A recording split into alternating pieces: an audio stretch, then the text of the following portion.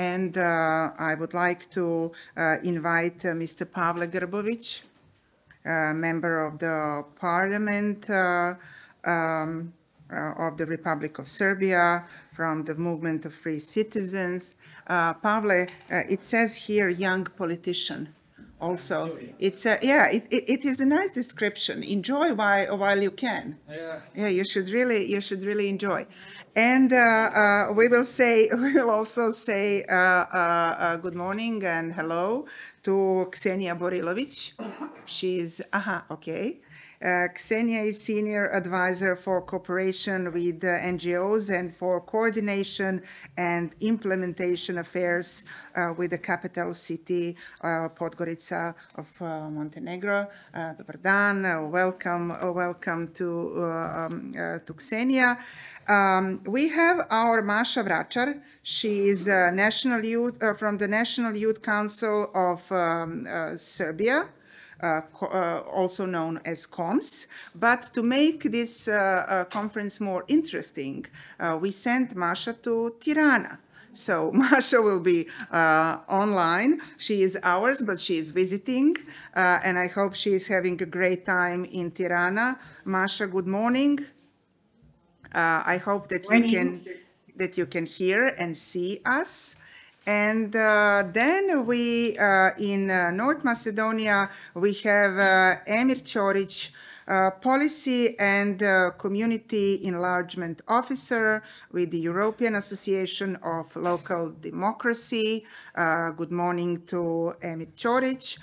Irma Rešidović in Bosnia and Herzegovina works with, is the General Secretary of the Youth Council of Federation of Bosnia and Herzegovina. Deshuriye Ahmeti from Directorate of Culture, Youth and Sports of Kosovo. She is in Pristina. And Clark Radonjići, Program Director of the National Agency of Youth Albania, and he is in Pristina.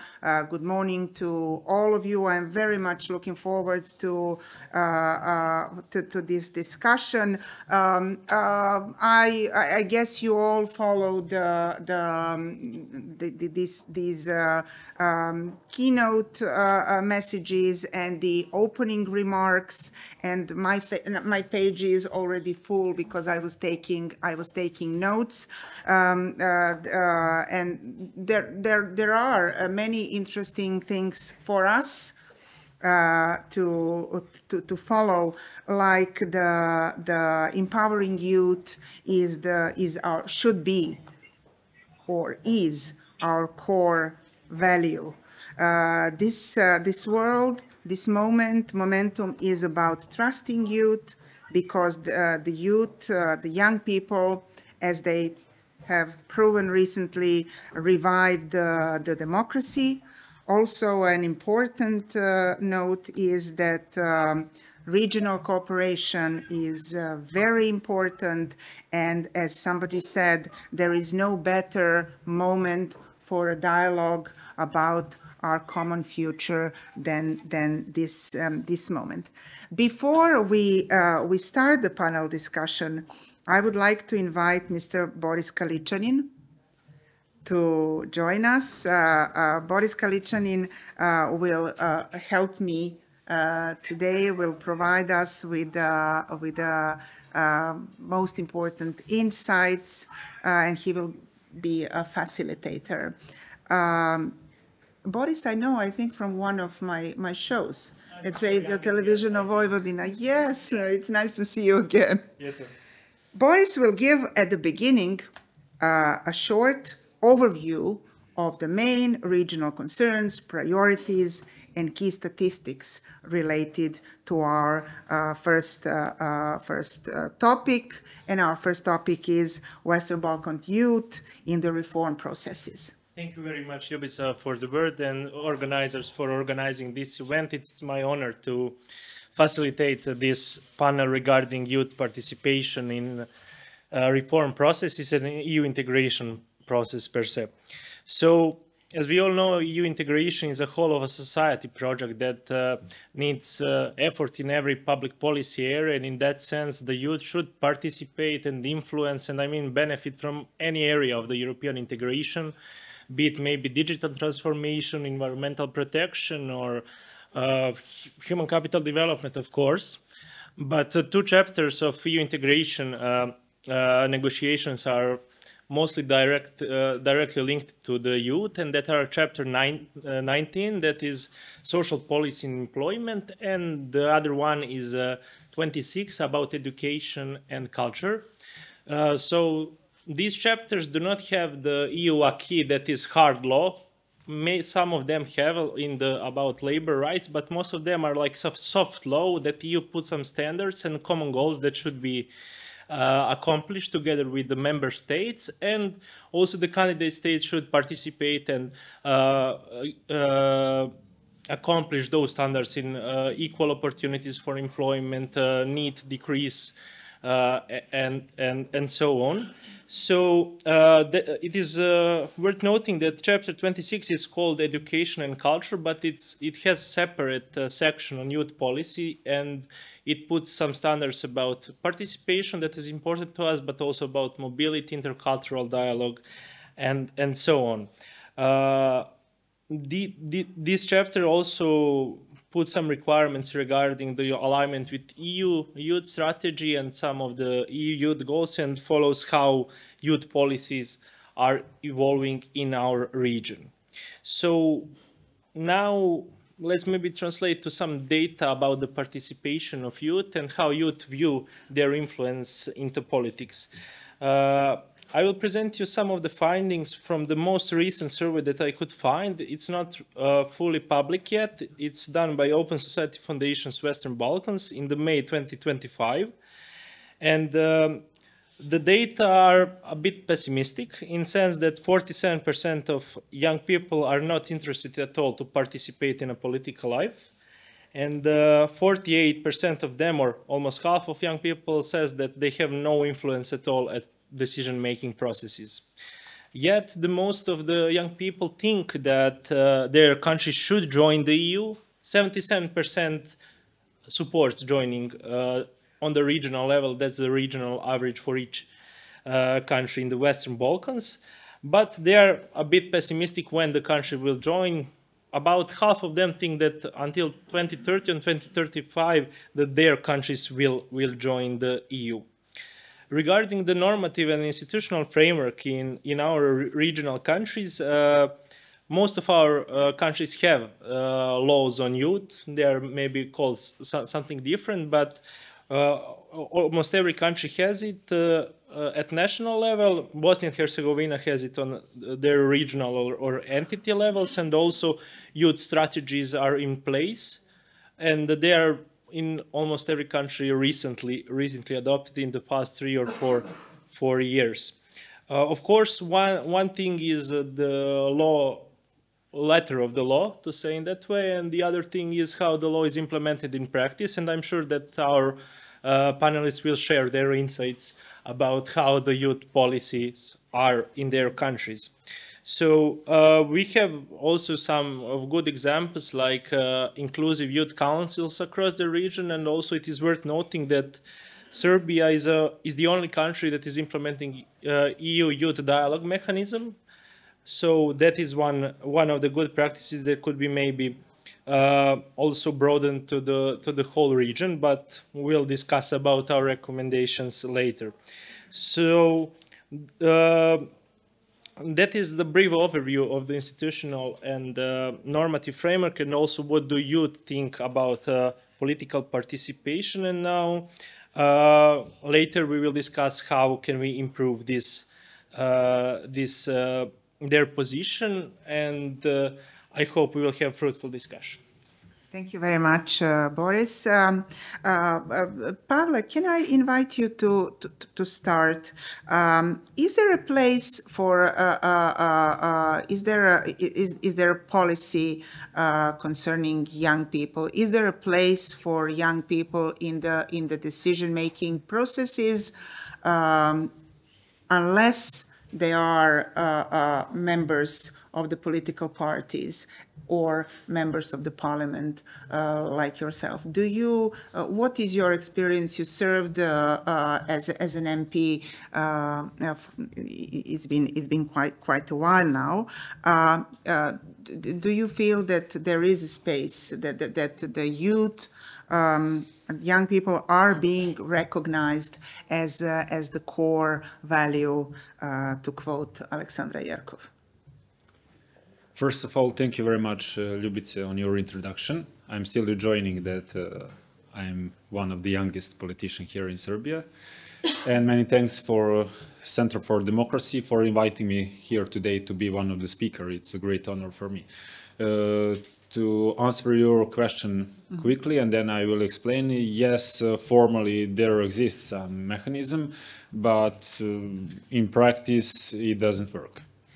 So we have to find some other way how to improve the situation in that area. Why doesn't it work? Because decision-making process is not for young people, or the young people, as Boris suggested, they're just not interested in taking part in it? I think both. This topic is probably the most difficult topic for me, because since I entered politics, I keep hearing the question, what is the main topic for the young people in Serbia? And I have to say that I've never managed to explain, first of all, to myself, where we draw the line between the topics that are, and issues, political issues that are important for the young people, and those who are important to other part of our society.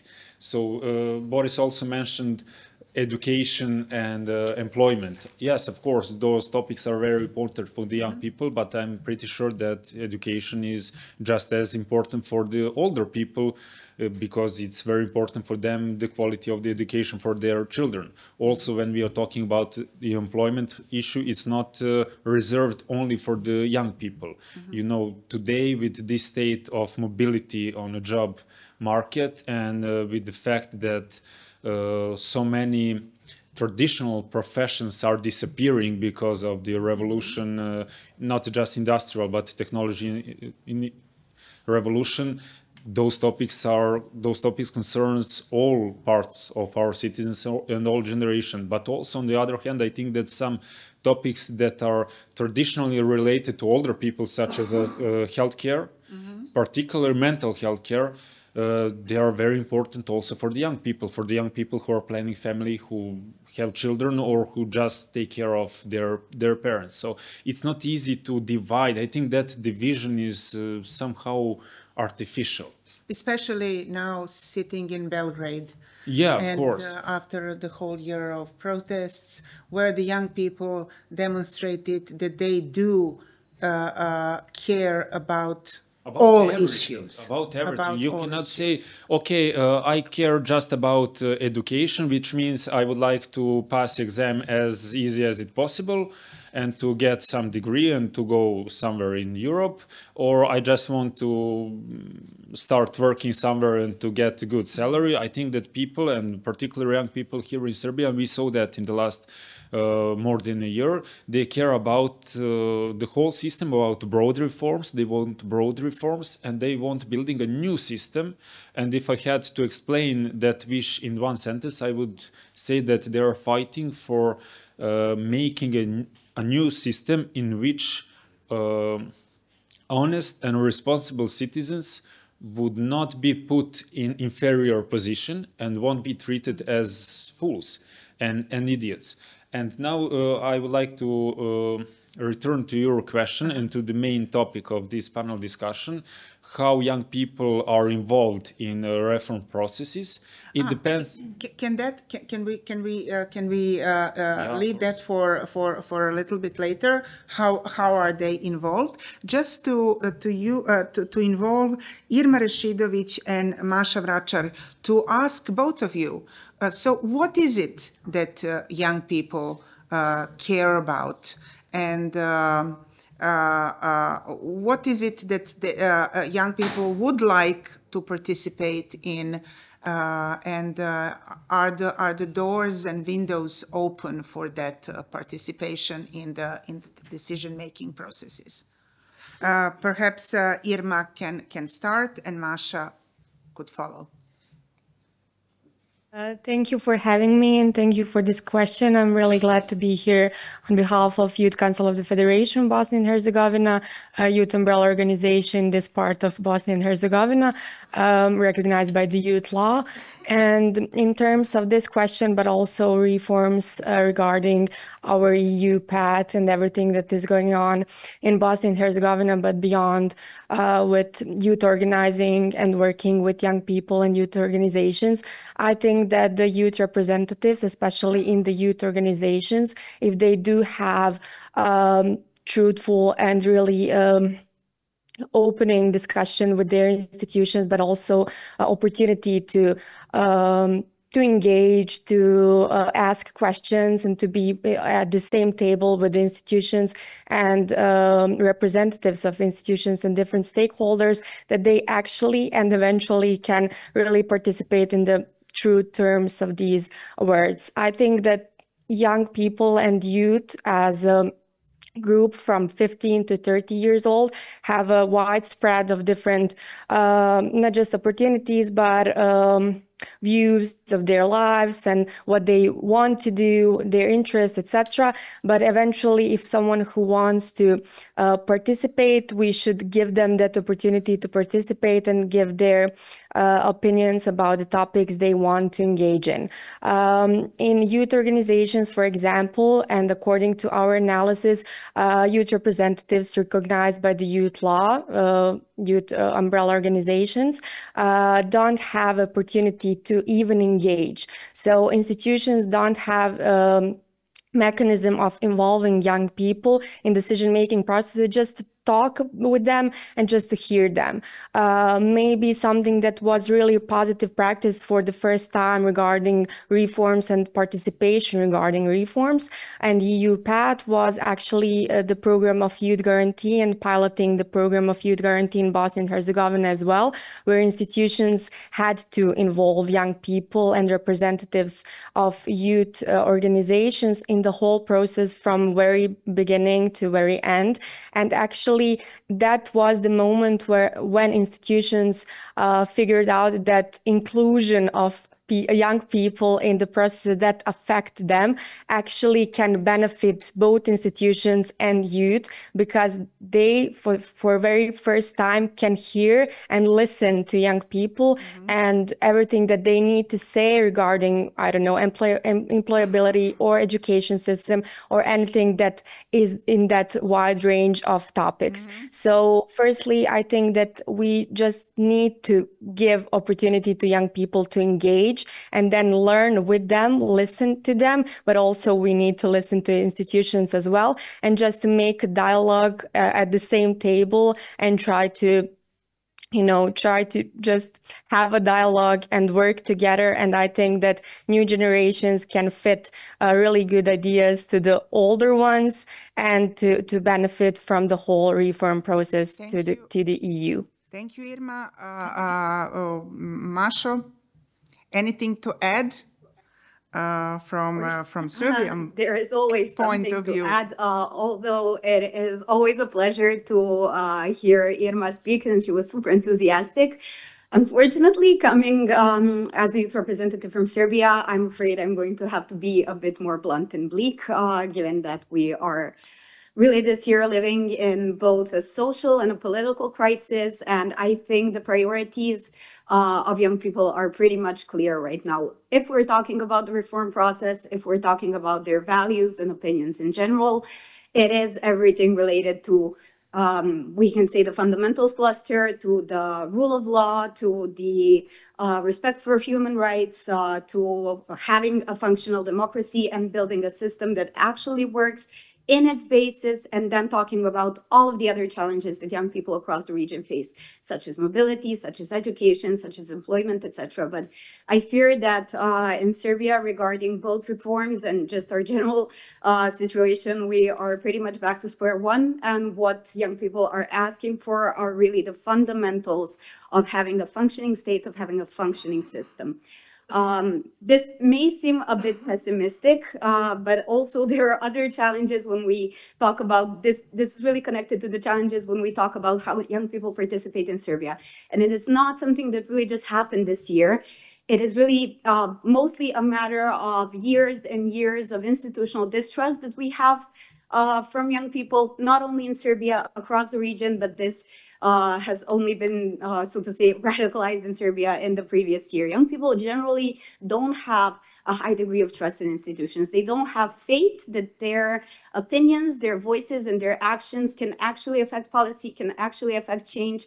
And that is a systematic problem that we face, I think, across the region. And even when we have these participatory mechanisms, and we have on paper ones that should work great. We have the Advisory Council on Youth to the Republic of Serbia. We have, as Boris mentioned, the instance of the EU Youth Dialogue being conducted in Serbia. These are all great ideas that should work when there is political will and when there is will from young people on the other side to participate. Right now, unfortunately, we are in a situation where neither side really want to interact with each other, and where actually the participatory arena, we can say, has shifted to some non-institutional means, to protests, to marches, to blockades, etc. And also when we're talking about policy and policy creation, more to an international and regional level, so to say, when there is no interest to Thank you, Maša. Have a dialogue on the national level. Thank you. Maša. I appreciate your enthusiasm. You're killing the interpreters. I'm sure. Thank you very much. Thank you very much for this first insight. Let us now invite people from the institutions. We will later hear from Dashuria Ahmeti. I would like to invite Clark Radonici to get ready also, but first, Ksenija. How would you, also a young person, but speaking from the other side of the table, representing the institution? Ljubica, thank you very much for the introduction, and also Ms. Natasha Vučković, for inviting us to speak today and give our own perspective on how the situation can be improved, and also what reformative or transformative methods can be used, and what are the bad maybe examples, and how we can all work towards overcoming the whole obstacles that we all face. Let me just give you a little bit of context on what does the Youth Office of the capital city of Podgorica do. We are a body within the local government that is responsible for the implementation of youth policy on a local level. We cooperate on a day-to-day basis with NGO sector and organization that deal with youth. In Podgorica, we came a long way from having these short-term activities that we did in the last few years since the Youth Office was formed in 2018, to really having a project that we are trying to improve the situation for young people in Podgorica. It's not always easy. We see a generation that is willing to contribute and is willing to participate, of course, and that is not only the case in Podgorica, but as we see in the whole region, the problem is the mechanism and spaces that we are giving the young people. And I have to be very clear and very objective in when I speak of all those issues. Maybe we are, as local governments, also not doing enough for young people, but what we are trying to do do in these last few years was that we are trying to implement all those good mechanisms and good practices from the region and also from the European Union. Maybe I should mention the recent example of the European Youth Capital candidacy of Podgorica for 2028. Today is the other group is presenting in Brussels. The mayor with one young person from Montenegro will be there, one young person from the youth network of Montenegro, Mr. Vladimir Perazic, who will be presenting the vision of improving the Podgorica's policy on youth in the next few years. And therefore, what we did is that we really tried from the very beginning of that process to listen what young people have to say. Do young people of Podgorica know that there is an office, that there are doors at the city hall where they can come and propose? I think more and more people are being part of in using these participatory mechanisms that we have to offer. One young person, for instance, suggested during this process of European Youth Capital that one body within the city hall, local city hall, should be formed that deals exactly with youth policy, and that consultatory body was formed in the city hall of Podgorica. That is one example. There are others as well that we are trying to listen to through the surveys that we do, through the open calls that we do, and from which we are trying to involve as much as youth office, as much as organizations that deal with youth policy as possible. And therefore, still, maybe we should do more. Mm-hmm. I'm being, as I said at the beginning, very objective. We should do more, but it's important to take steps in this regard, and to have, as Boris said at the beginning, normative frameworks that will firstly be very in practice that will work. It's not enough to have them on paper, but also to work. And as Before I said, you continue with the recommendations, and I hear we can leave that for later. Let me invite Dashuria Ahmeti and Clark Radonici to also Dashuria first to answer this question: is there a place for young people within the institutions? Is there a real space for them? Are their voices being heard?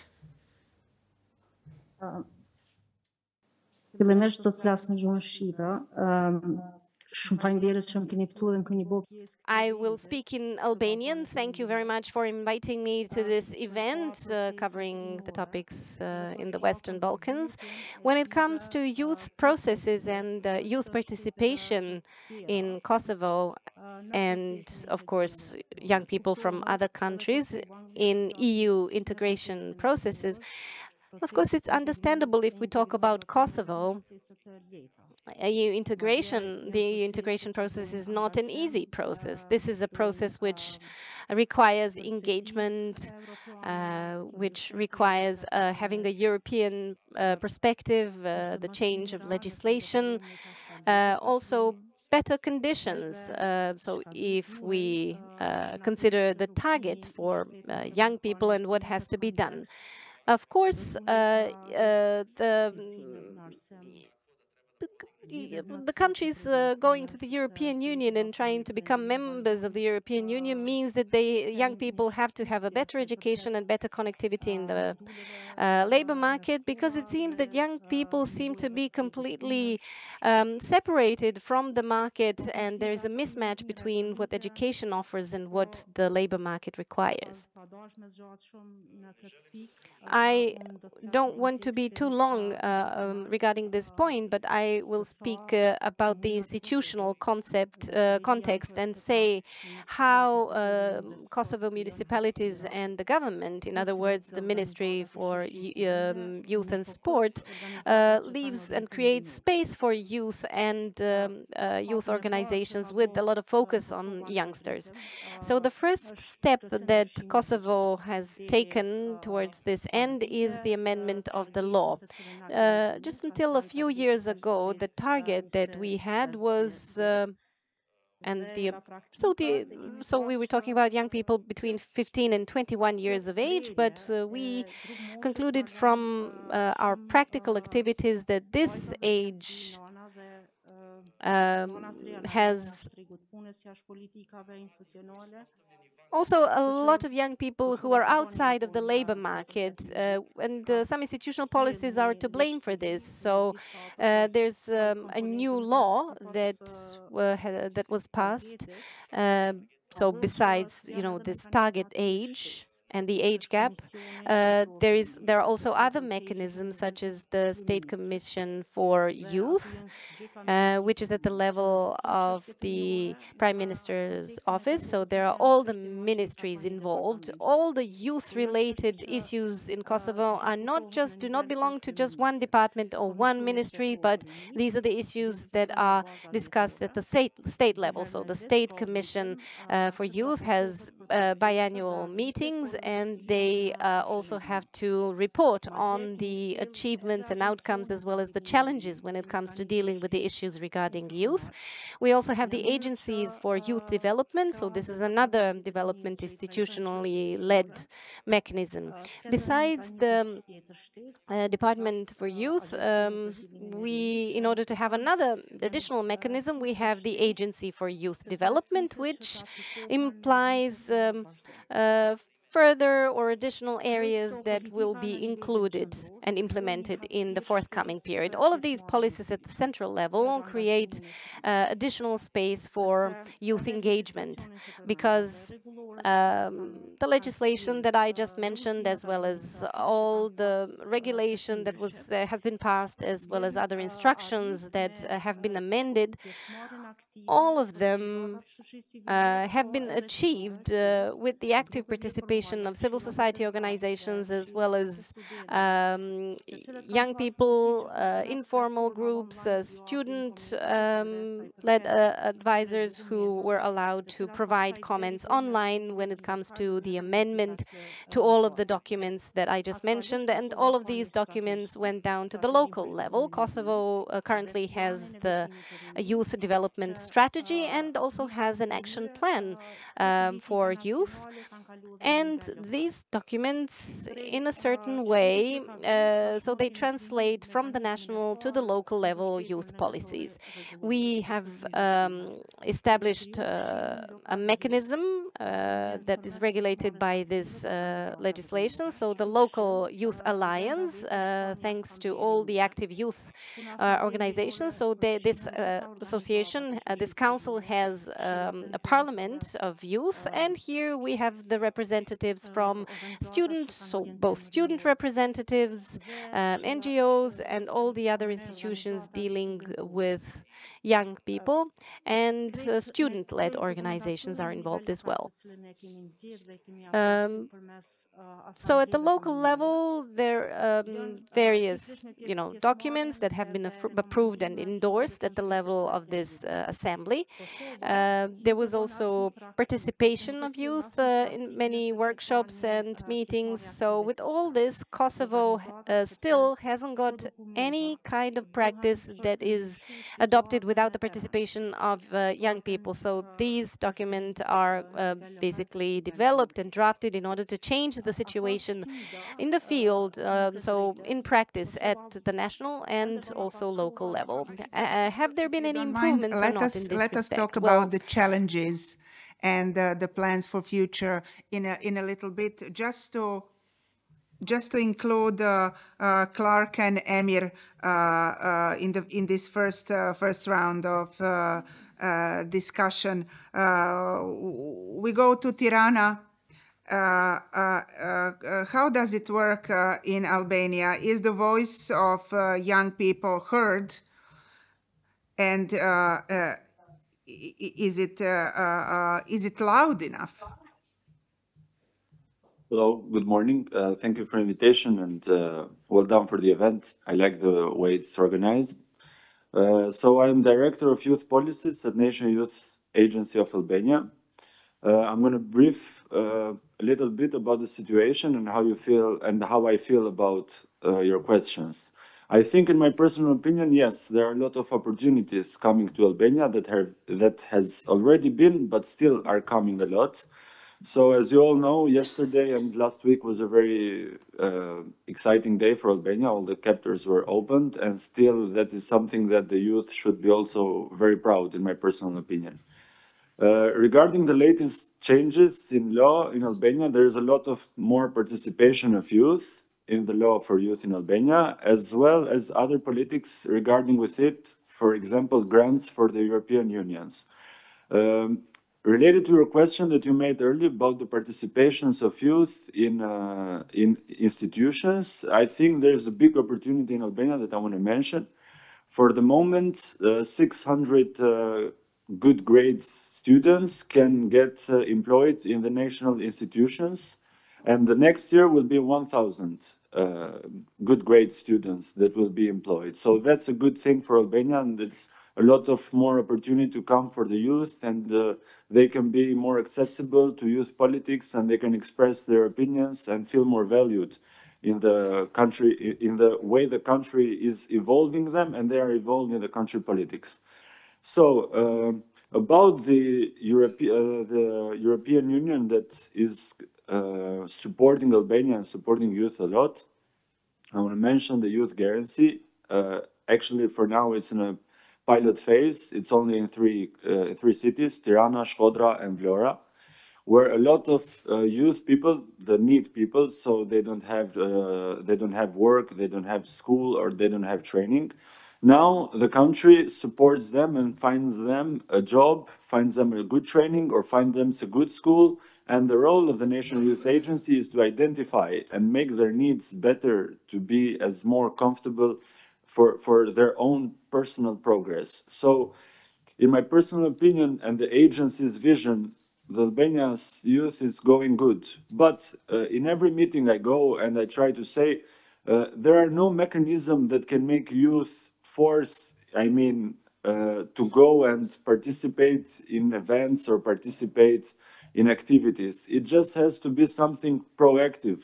I mean, the world now has everything you need for, you just have to do something for yourself and make it worth it. That's the approach that everyone should have for the moment. So the youth now has to think on long-termism. They cannot think just short, why is the country not taking me? Why is this not happening? They have to be their own input. So this is how I see it. Interesting. Thank you. Interesting. Emir Ćorić from North Macedonia could maybe start comment on what we heard so far and add a new angle, new aspect. How could the links be made between institutions, NGOs, and youth in order to include all in the reform processes? Thank you. Thank you. Firstly, I would like to thank for the opportunity, for the invitation to be panelist today, and to congratulate to the Center for Democracy and all partners in the RYDE project for the organizing this kind of hybrid but very interesting way of one regional conference, 5 cities with one vision and one common goal. This is something that a way that we can use in the future to organize such a similar hybrid events when it's about one important topic and when it's about organizing one conference. I will start with that.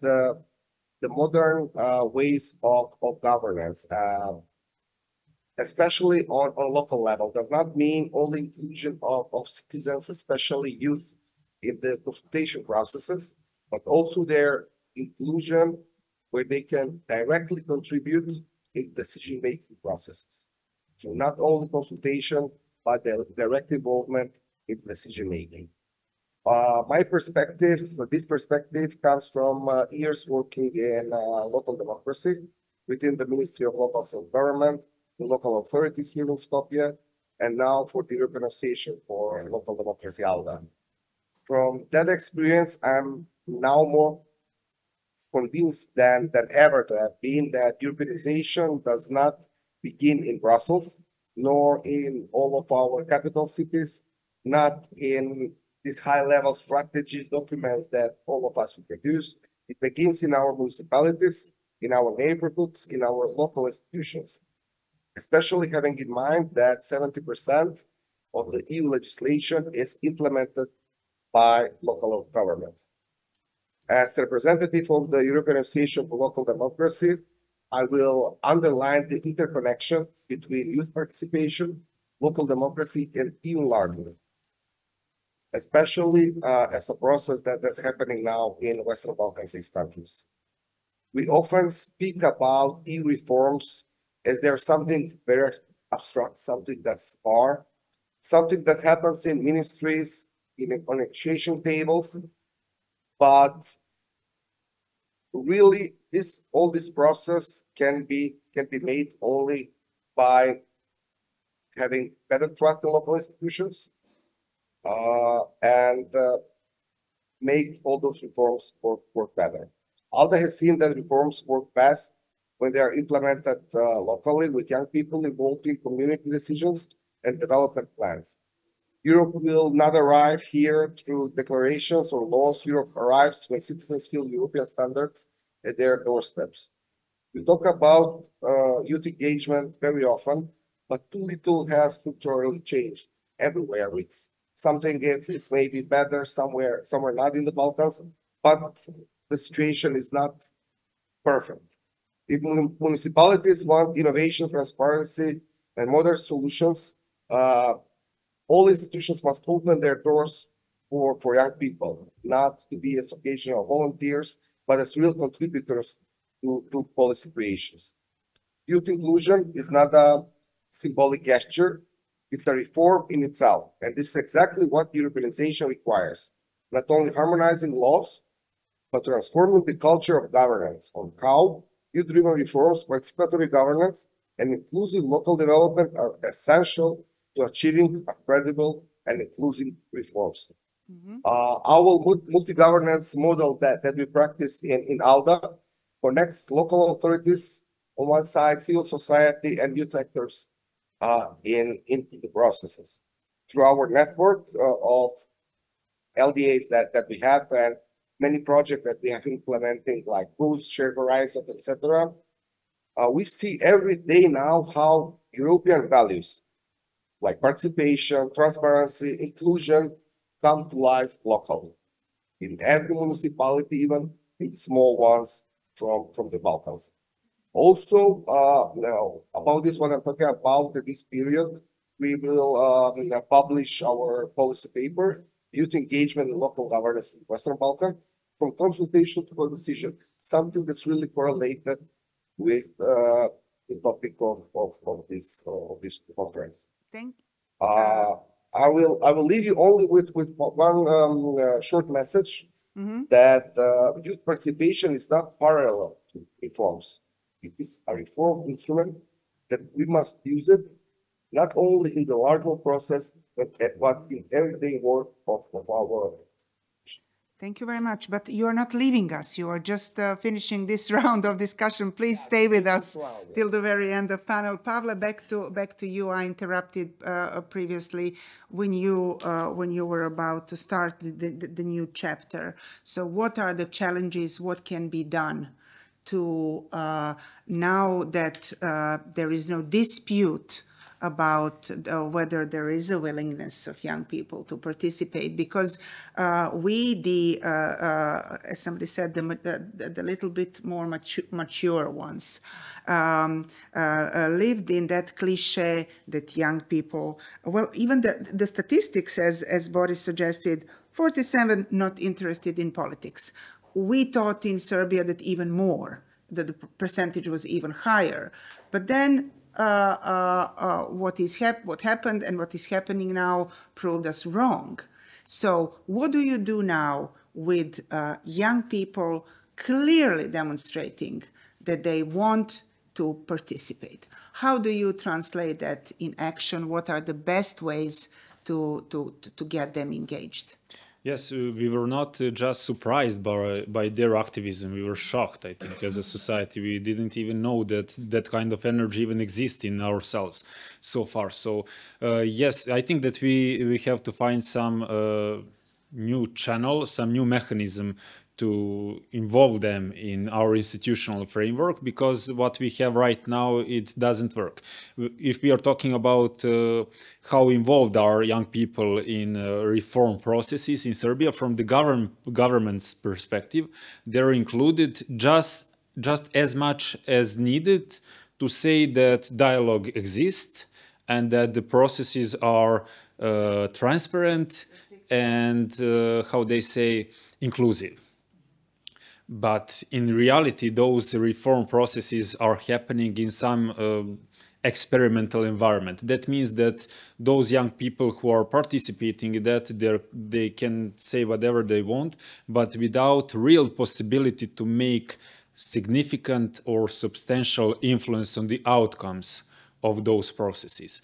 I think that majority of young people in Serbia till the last year, they didn't even know for those mechanisms that there exist, that they're available. But even when they heard for them, they don't want to participate. They didn't want to participate because they didn't, there is a lack of trust and they didn't believe that they can change anything in that form. So we saw that they established some new form of influence. I would say that young people right now in Serbia are much more active than they were, for example, 10 years ago. And social media activism is also has become a very, I cannot say powerful, but very important and useful tool for putting pressure on decision makers, on authorities, etc. But unfortunately, that has not led us to greater institutional involvement of young people. Of course, the main reason is that young people, they do not trust in the government, they do not trust in the process, they do not believe in they don't believe in the system that exists here, political system. But there is also one equally significant reason. The government or the regime, they don't want young people to be more active, because young people are not loyal voters. They are asking questions. They tend to change their opinions on certain topics. They are willing to maybe change their opinion about some politician. Now they believe in one of them, maybe tomorrow they will choose some other. Questions even to you. Yeah, of course. So being a leader of the opposition. Yeah, that doesn't mean that if they're fighting against the system and the actual regime, it does not automatically mean that they like everyone in the opposition and that they are supporting every single step of the opposition. So they are not, how to say, they're not primarily target group of the government. So they choose to speak or to count on some other group of our society. But to be honest, the only social group that is capable for significant and true reforms in Serbia are young people and their energy. So I think that our main task is to find a way how to use that energy, of course, politically to connect with them, but as a society, not as a political actors, to use that energy and to articulate that in the right direction. And I think that there is no other options than to call them to join the politics. If they don't like this system, okay, let's change it. If you don't like political parties that exist right now, you can become the part of some of them and to change them, or you can establish a new one. The worst possible scenario is to destroy the whole political system and the all parties and just to left the, how to say, blank floor. But what you're saying is if you want to change, join politics. Well, what about those who do not want to join politics in terms of becoming members of political parties or starting new political party, but who want to use the system, to use the tools that exist and are there for citizens to get their voices heard? Yeah, of course, they also have to find a way to organize themselves. They don't have to organize themselves as a political party or as a political actor at all, but they have to be a social actor. And they are right now, and they have some informal organization that is not easy to describe or to explain to anyone when we are talking about plenums. But of course, they can organize themselves as some kind of NGOs or civil society organization, that is maybe more correct to say. And we have to find a way how what is problematic. You need representation. If you want to become part of some kind of dialogue, someone needs to represent those groups. So that is why organization is very important, and that is why we cannot substitute that with just some kind of plenums. If we want to start those institutional conversation and institutional comparison between different not just political but social groups. We will now see a presentation, very short presentation of an interesting project. It was called School Students Lab. It was about enhancing youth activism on local and national level. And it was done by the Union of High School Students from Belgrade, supported through the Regional Youth Dialogue for Europe. Hello, everybody. I'm Elizabeth Jagica, Program Manager of Union Secondary School Students of Serbia. And I'm really sorry because I'm not with you today in person, but this is one way for us to show you what we achieved during the implementation of our project, School Student Lab. We would like to thank the Centar for Democracy for all support we had from them during the implementation of our project. For more than 20 years, our organization has worked to ensure that secondary school students are not just passive recipients of decisions made about their education, but active participants whose voices genuinely shape school life and public policy. Within this long-term mission, the project School Students Lab has played a very important role. It allowed us to bring together young people from all over Serbia, strengthen their school structures, and create a much more meaningful dialogue between students and institutions. And today, I would like to briefly share what we achieved. Throughout the project, we focused on one central idea, that young people, when given space and support, can actively influence policy and contribute to democratic culture. This began with developing a new School Students Declaration, a document created entirely throughout student consultation, discussions, and expert guidance. It reflects what students see as essential for their rights, participation, and well-being in the education system today. The declaration was later adopted during our National School Students Conference, an event that brought together more than 40 motivated students from across the country who directly engaged with decision makers and formulated concrete proposals for improving participation in schools. But we didn't stop at national level dialogue. We traveled across Serbia and organized 5 local trainings in communities ranging from Apatin to Novi Pazar. This session gathered 111 young activists and introduced them to School Students Council Development Matrix, a tool we created to help councils reflect on their strengths and plan better. What made this training special was that they were not theoretical, they were practical, interactive, and directly connected to the everyday challenges students face in their schools. Many participants later used what they learned to launch new initiatives, strengthen cooperation with their local institutions, and make participation more visible within their own communities. At the same time, we work on strengthening our own internal capacity through 2 advanced training for the UNSS team and youth representatives. We improved our ability to analyze public policies, understand education budgets, and communicate evidence-based recommendations. Thanks to this, our team produced two important analytic documents, an overview of the National Education Budget for 2025 and a critical review of the draft law on textbooks. This analysis sparked public discussion and showed that young people can contribute seriously while research insights into how education policies are shaped.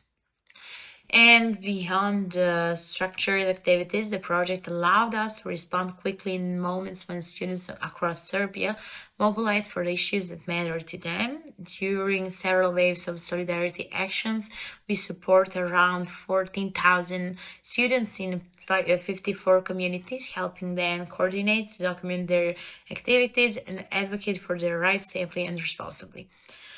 This experience conferred one important lesson. When young people feel empowered, they do not wait for permission. They act, they organize, and they take responsibility for their communities. All these efforts contribute directly to Serbia's European integration process. The values promoted through this project: participation, transparency, accountability, and evidence-based policymaking are the heart of EU acquis, particularly within chapters that relate to education, fundamental rights, and the inclusion of young people in public life. By strengthening democratic culture in schools and building a generation of informed, engaged young citizens, we are helping Serbia move closer to the standards expected within the European Union. And in the end, the greatest success of the school students lab is not only the numbers, documents, or events, but in the young people themselves, students who now feel more confident, more informed, and more capable of shaping the education system they belong to. Through their participation, we see the beginning of a new culture of dialogue in Serbian schools, one where students are not just present but heard. Yeah, so thank you so much for your attention. Goodbye and have a nice day. Ciao. Okay. Promising generation. This is how we'll bring this panel discussion to the end. There would be another circle of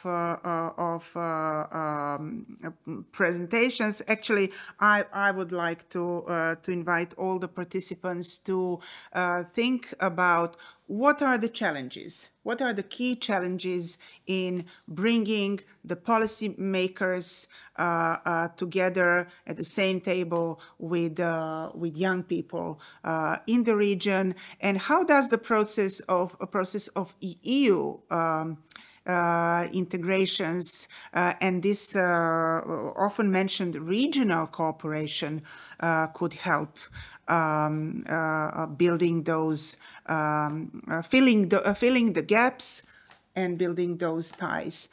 Before I start with Ksenija, I would like to give the floor to Boris again, just to help us with a couple of recommendations that we already have, even at this point of a panel discussion. Yeah, thank you, Ljubica, and thanks to all the panelists. I was carefully listening to all of you, and many of you mentioned that lack of room and space for the youth. So in some countries we maybe have some legal barriers or administrative barriers. In some we lack proper institutions for the policy implementation. So have in mind that I'm speaking about the general picture, and some national context is maybe different. So I drafted, let's say, 5 or 6 recommendations that I think it could be useful, and they're like logical for the discussion. The first one is actually, to quote maybe Ksenija's young person from Podgorica, that said we should form some youth council, some youth advisory body at the local level. So my first recommendation would be to provide first legal basis, if it doesn't exist, to establish youth councils on all levels of governance. So on both local, regional, where there is, and also on national levels. The second one is to mainstream youth policy in the parliaments through establishing proper committees or subcommittees for youth policy in the parliaments. And the third thing is if we think that it is a good mechanism, and I think it is, but of course, the political will and everything that we talked about, the European Union Youth Dialogue Mechanism could be a third recommendation. So to establish mechanism with proper bodies and capacities to implement the European Union Youth Dialogue Mechanism on national level. The fourth, and I think very important recommendation from the practice that we in Serbia are actually now advocating for, is the introduction of youth test in national planning systems. Youth test is a mechanism that evaluates the effects of the policies, youth policies, and it also consults young people when they are when the policies target them. So first you need like to make the ex-ante analysis of the effects of the policies, and then to talk to youth how to mitigate some risk or negative effects that are natural for each policy. So youth test mechanism is also another thing. And maybe what we can also say, maybe to limit us to 5 recommendations, is to maintain and expand youth participation in key regional and European deliberative spaces. One of them is certainly RYDE, or Youth Forum of RYDE. We saw that Georgia had really good recommendations from the youth of the last Berlin summit. So that would be, let's say, my 5 recommendations that we could discuss now. Thank you very much, Boris. Ksenija, and then I would like to invite to kindly ask Dashuria to get ready to talk after Ksenija. So, what are you can comment on recommendations. What are the key challenges, and how we move to what you have towards what young people feel they should have, and it seems that they believe they should have more. I will try to be short, Ljubica, but I was very inspired by what Pavle and also Maša spoke about previously. And during this whole session, I was thinking on the same thing. Is it a big societal and political and every other crisis that can move and motivate young people to give that huge contribution, and that can motivate them to do and realize a certain, or make a certain outcome from their struggle? I think that our mechanisms are clearly not enough for young people to take part and to participate, and that says a lot. This fact that I said, that it takes only a big crisis for young people to actually really speak, is showing that on us as institutions lies a big responsibility to create mechanisms that will not, as Pavle said, will be formal and will be just a written paper, but really allow them to speak their minds and to say that things are not working very well in our countries, in this sense that we need to improve things. And I think we should all be very critical on what's not good and what should be improved, even though, as I said and as I mentioned, quite a few examples on what we are trying as local government to do in order to make young people more motivated and in order to make their voices more heard, but I think that is the biggest challenge. It's not the fact that we don't have good normative framework.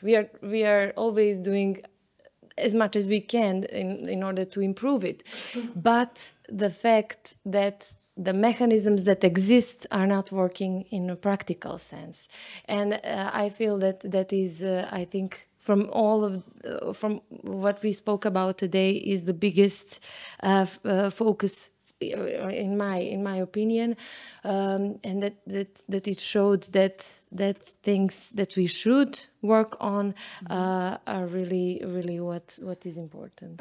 Before I give the floor to Dashurie, I just want to remind you that there are QR codes that you can see, I guess, both online and here in our Belgrade studios and space. If you open this, there will be an evaluation form, and we would very much appreciate if you could fill it, so that we get a feedback about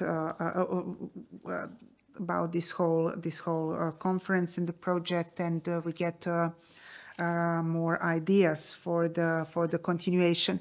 Dashurie, I interrupted you when you started talking about challenges. Now you can continue. What do you see as the greatest tasks, goals to achieve, challenges? And would you have something to add in terms of recommendations? In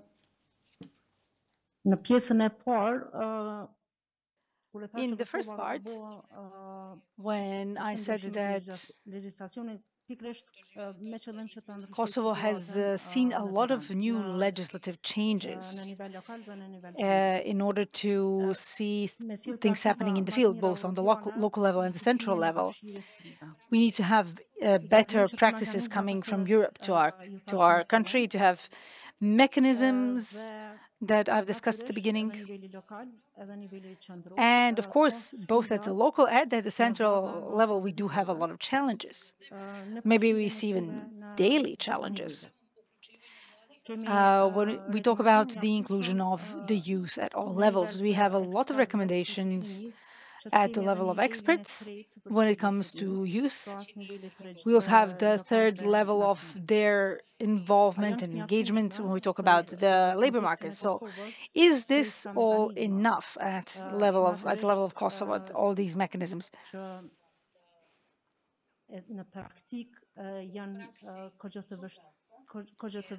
In practice, it's actually quite difficult to implement all that we are planning. Kosovo, but also other Western Balkans countries, are facing donations in all areas of life. But when it comes to youth, our institutions are still thinking about how they can subsidize or provide project funding in the long term for the youth. So we're talking about budgets for youth centers, for youth offices. So Kosovo, my recommendation for Kosovo would be to consider sustainability. In addition to having rules, laws, and all of the other administrative considerations, we do need to have regular communication with the civil sector and with other stakeholders. I would like to emphasize that we have a lot of youth here from different communities that are facing major challenges. Often we need interventions at the central and local level to be accelerated.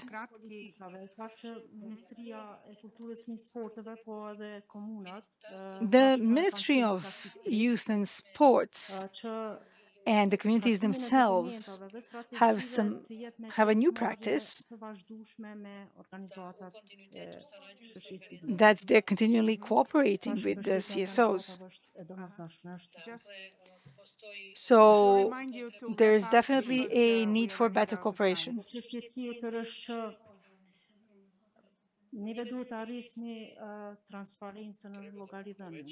We need to increase transparency, trust in all of the youth in Kosovo. And our joint projects, the municipalities have undertaken the commitment of ensuring that there are projects, bottom-up projects. And up until some time ago, Kosovo was implementing top-down projects. So in a way, that has shown to us that many organizations and many youth were left unencompassed by this. And the tendency of the municipalities in the recent years are such that we're seeing top-down approach, meaning that all the services that are being planned at the level of directorates need to be brought deeper. So I will wrap up with the recommendations. Kosovo is in a situation where it has to ensure financial stability because the policies have already been adopted, strategies have already been adopted, as well as action plans. So that would be it from our side. And I would just like to add that we are the first municipality that adopted this mechanism in the field of youth, and we're working very hard with our partners to reinforce these structures and to get them to inspire trust among the youth.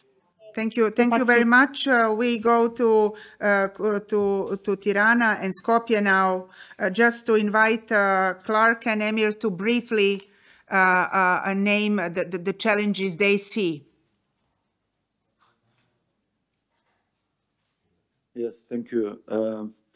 As I said before, I find a lot of challenges, but most of them are in participation of youth. So the mechanism regarding the Albanian legislations are already there.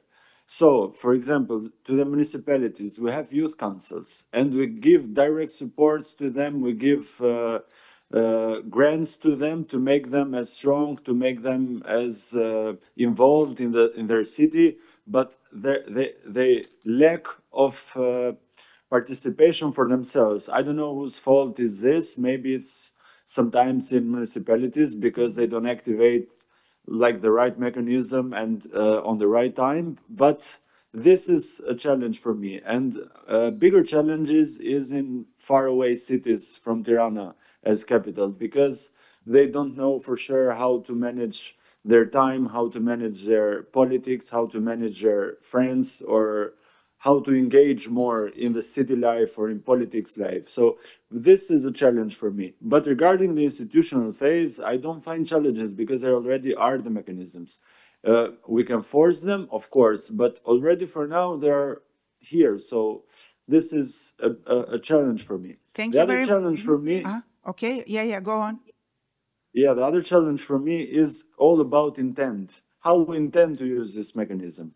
And we need to have the mentality to make this mechanism better and put them in a useful way. So this is what I find the challenge, because we need to understand to the youth, they are heard and they are valued. So you have to impact dignity to them. This is a challenge I find for the moment. Thank you very much. Emir, how do you see the importance of this regional? I mean, we are enjoying this conversation today, hearing people from 5 different places and studios. Could this regional, the closing ranks regionally within the EU dialogue, could this help youth to be heard in a different way?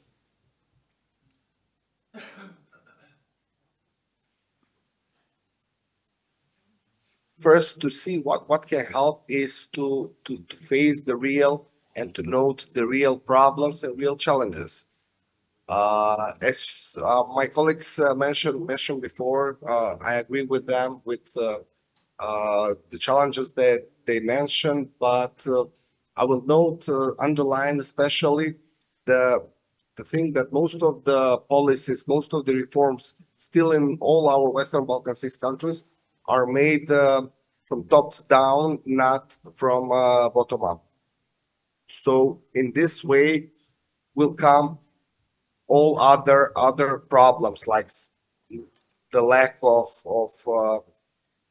direct involvement in work of the institutions, not big long-term opportunities for youth, etc. We, as ALDA and all European initiative should implement a regional cooperation for firstly addressing this main problem. How do we address this kind of problems? How are we closing those gaps that we have, not only one country, but in all our Western Balkan 6 countries, is by having this kind of training for youth, for local authorities, creating as much policies from the bottom up, as I already mentioned, and a lot of cross-border activities. And something that's really important, there is a regional cooperation among NGOs and a regional cooperation now in the recent period among the governments. What is still lacking, I think, is the cooperation among national governments on one side and civil sector. Thank you. And youth organizations. Thank you, Emir. Thank you, Emir, very much. And we are past the time for this panel discussion. But I have to invite Maša and Irma to finish this panel discussion by your closing remarks. You each have 1 minute. Maša, can you start first?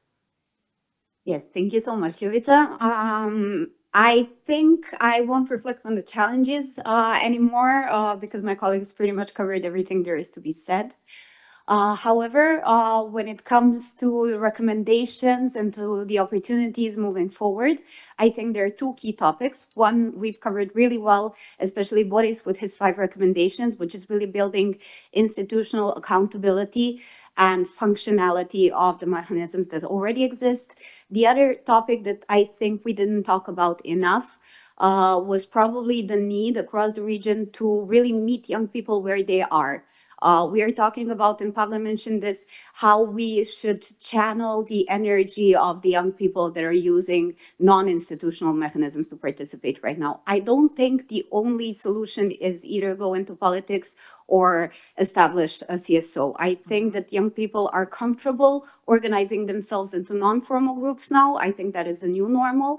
And that we should really figure out a way how to support them better where they are, how to meet them where they are and how they organize and reach out and build capacities of their own. And on the other hand, the mechanisms that already exist and the procedures that already exist, especially in policy making, such as public debates, etc., could be modernized, could be digitalized, and could be more accessible to young people. Thank you, Maša, very much. And Irma will be the last speaker at this panel. Irma, can you hear us? What do you see as the key challenges? And if there is a recommendation that you have, now you have your 1 minute.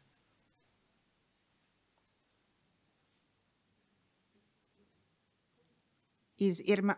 Okay. Yes, we can hear you. You can hear me great because I didn't see that. Okay. So I will add just the 2 different things while talking about reforms and engaging with new innovative approaches and mechanisms in our country regarding working with young people and including them. We must not forget about those existing mechanisms because some of these recognized by the youth law are never actually alive and were implemented here in Bosnia and Herzegovina, such some of the youth strategies, youth budgets on the local levels, etc., etc. On the other hand, I think the informations about all the processes regarding reforms, but also about public and youth policies need to be more accessible to young people, but also to the institutions itself, because a lot of institutions do not know that they actually have youth laws and obligations regarding these these youth laws.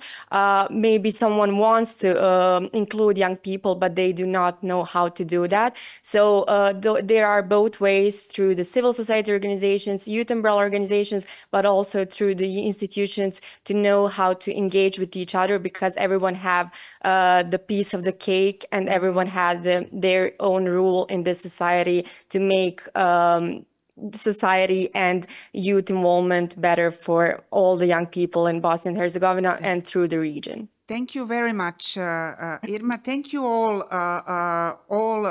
of you in all the studios. Thank you, Boris. I think that you got approval for your recommendations, and I'm sure that you can draft one or two more after you hearing everybody. This concludes our first panel discussion. There is a short 15 minutes coffee break. Stay tuned. There are other panels, interesting panelists, and we should keep this day productive.